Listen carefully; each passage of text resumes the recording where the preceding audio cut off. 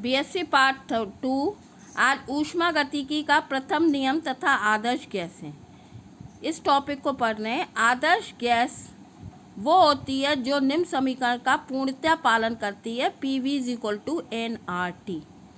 पहला, स्थिर ताप पर आदर्श गैस की आंतरिक ऊर्जा।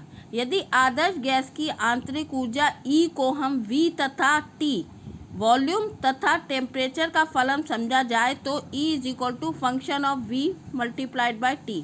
जब हम इसकी डिफरेंशियल इक्वेशन लिखते हैं तो DE = dE/dV at constant temperature into dV plus dE/dt eight constant volume into dt। ये है हमारा समीकरण 1।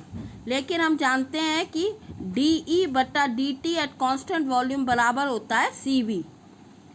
तो इस स्थान पर हम CV का प्रयोग करें तो DE = dE/dV at constant temperature into dV plus CV into dt। ये है हमारी इक्वेशन 2।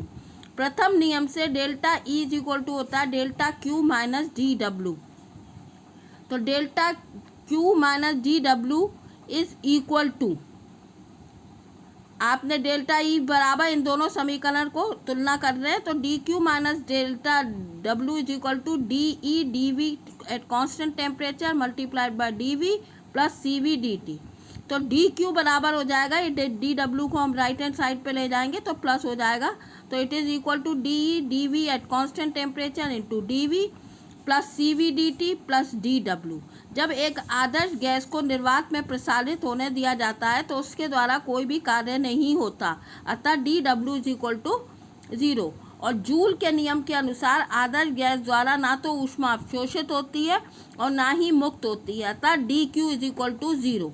तो यह समीकरण किस रूप में आ जाएगी? 0 = dQ के स्थान पर 0 = dE/dV at constant temperature × dV plus CV dt plus DW के स्थान पर भी 0। तो dE/dV at constant temperature into dV plus CV dt = 0। स्थिर ताप पर dt बराबर 0, अतः dE/dV at constant temperature into delta volume is equal to 0। चूँकि आयतन में परिवर्तन हो रहा है अतः डेल्टा V को हम 0 नहीं कह सकते, अतः डेल्टा E/डेल्टा V at constant temperature is equal to 0।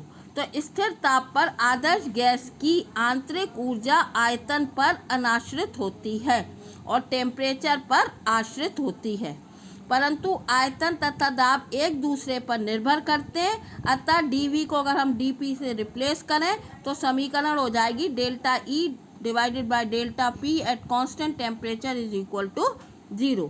अतः स्थिर ताप पर आदर्श गैस की आंतरिक ऊर्जा दाब पर भी अनाश्रित होती है।